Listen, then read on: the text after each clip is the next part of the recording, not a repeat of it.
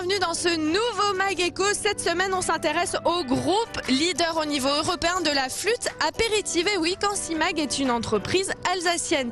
Vous allez voir de quelle manière elle est fabriquée à Saint-Amarin et comment elle a su s'imposer au niveau européen. Nous découvrirons ensuite le trading facile. Deux ingénieurs alsaciens ont mis en place un algorithme mathématique qui vous permet de veiller et de miser sur les meilleures valeurs boursières du CAC 40. Mais avant tout ça, nous sommes au port autonome de Strasbourg. Derrière moi, il y a plus de 5000 conteneurs. C'est des milliers de tonnes de marchandises qui transitent chaque jour. Avant tout, des graviers, 3 millions de tonnes par an. Ici, c'est un peu comme le baromètre de l'économie alsacienne et vous verrez que l'année 2011 n'a pas été de tout repos.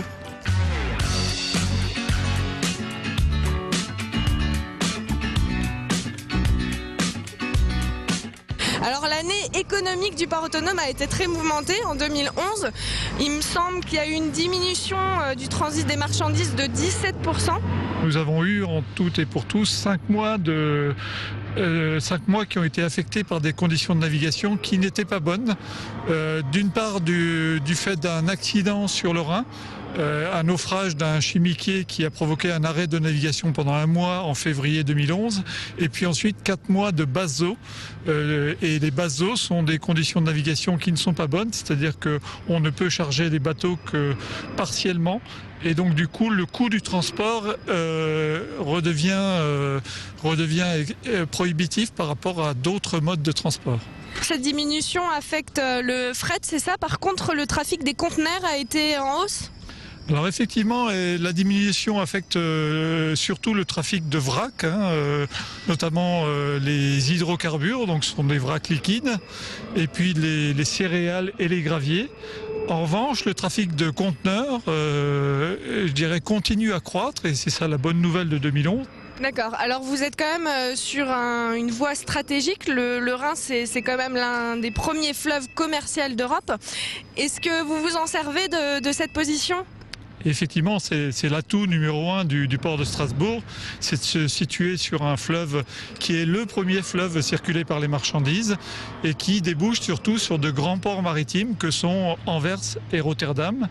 Et donc, effectivement, on profite de cette position, mais on a su aussi développer des navettes ferroviaires qui permettent aussi de relier ces ports maritimes, Anvers, Rotterdam, mais aussi d'autres ports français, par le fer, par le transport ferroviaire, et ainsi d'être totalement complémentaires par rapport au fleuve. Alors il faut savoir que chaque année, c'est plus de 380 000 conteneurs qui transitent sur le port autonome de Strasbourg. Quelles sont les volontés de développement? Comment vous voyez l'avenir du port autonome de Strasbourg? Sur les grandes distances, on veut absolument capter le maximum de conteneurs qui partent vers les ports maritimes. Ce n'est pas encore tout à fait le cas à 100%. On considère qu'on est à peu près à 50%. Donc on a encore des marges de manœuvre. Il y a encore aujourd'hui des conteneurs qui partent directement par camion. Donc il faut continuer ce développement.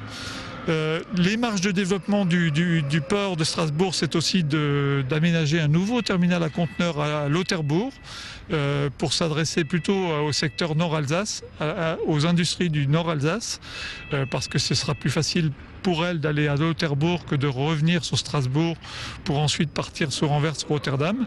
Mais il y a véritablement un enjeu là de capter, de massifier le transport intercontinental sur la voie d'eau ou sur la voie ferroviaire.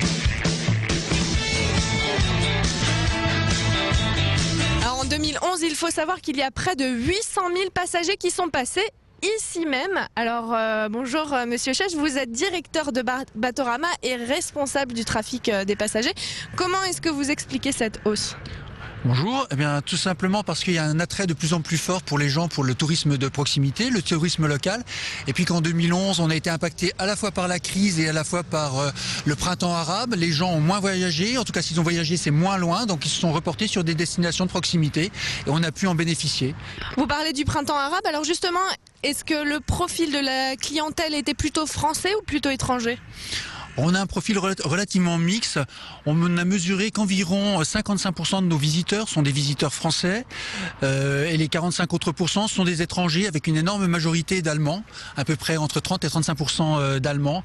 Et puis ensuite, 86 autres pays sont représentés chaque année à bord de nos bateaux. Et c'est la raison pour laquelle on a en permanence 12 langues accessibles de façon à ce qu'un maximum de personnes puissent trouver les commentaires à bord de nos bateaux dans leur langue d'origine. Batorama, c'est avant tout une marque commerciale et un service du port autonome de Strasbourg. Ça représente combien en termes de chiffre d'affaires ?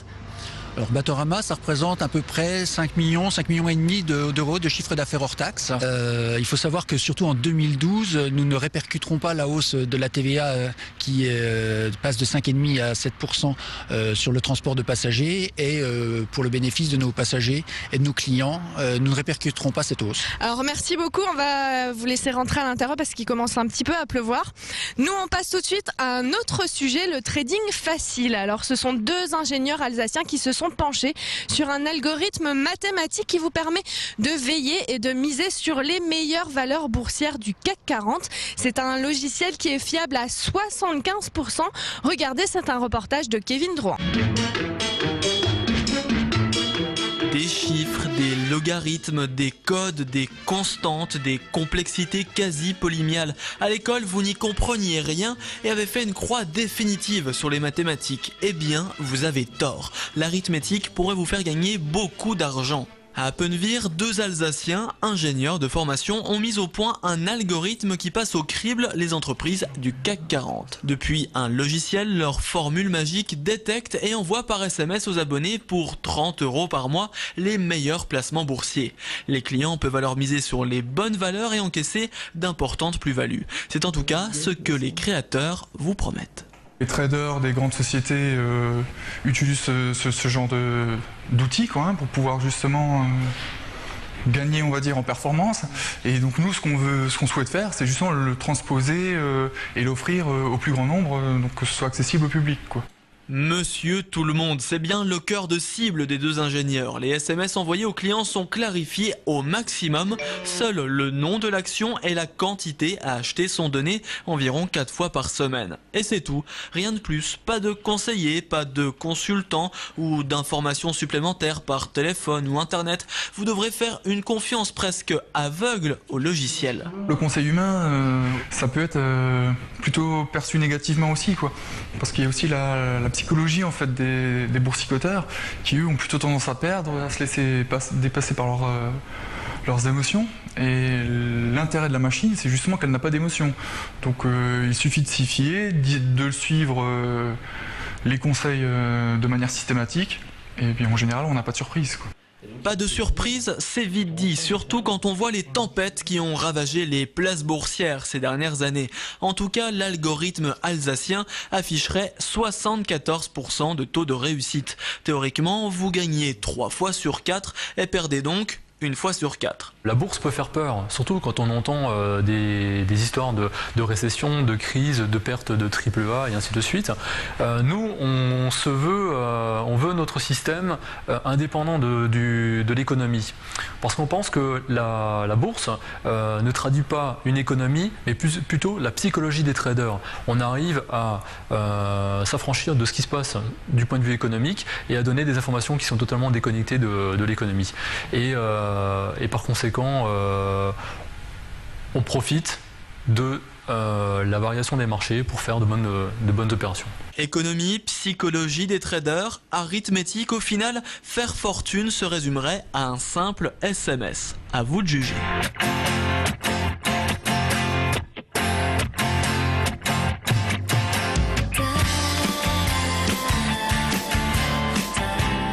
À Saint-Amarin, dans l'entreprise Cansimag, il faut savoir qu'ici 6000 paquets de flûtes sont produits à l'heure. Il faut juste préciser que ce n'est pas l'entreprise Cansimag qui est leader européen de la flûte feuilletée, mais bien le groupe auquel elle appartient qui s'appelle Cornu. On va tout de suite aller voir son propriétaire. Alors le groupe Cornu a racheté l'entreprise Cansimag en Alsace en 2008. Pourquoi avoir fait ce choix ? Je crois que pour nous, c'était une acquisition stratégique, puisque Cansimag était un concurrent direct et il y avait une opportunité d'acquérir cette société. Alors On sait quand même que dans le Haut-Rhin, l'industrie va pas très bien. Est-ce que vous, d'un autre côté, vous avez réussi à refaire quelque chose d'une entreprise qui allait assez mal finalement? Ouais, oui, en tout cas on a l'impression, puisqu'on est à l'équilibre financier aujourd'hui, on a pu d'une part améliorer les produits, d'autre part acquérir de nouveaux marchés, de nouveaux clients.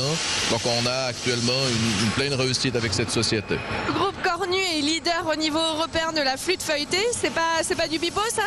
Non, c'est pas du pipeau.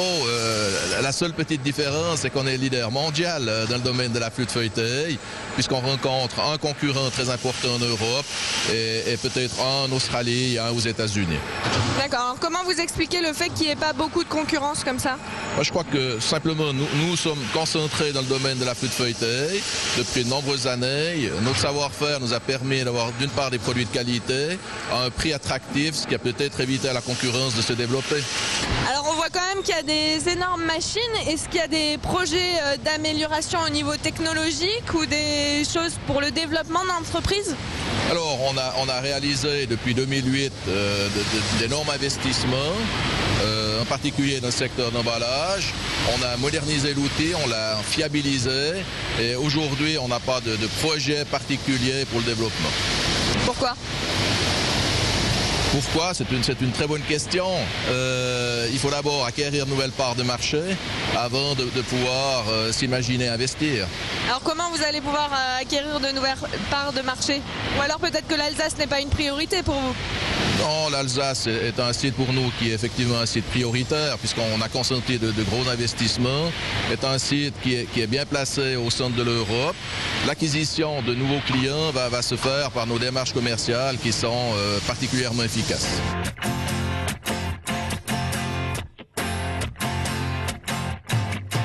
Vous les goûtez souvent?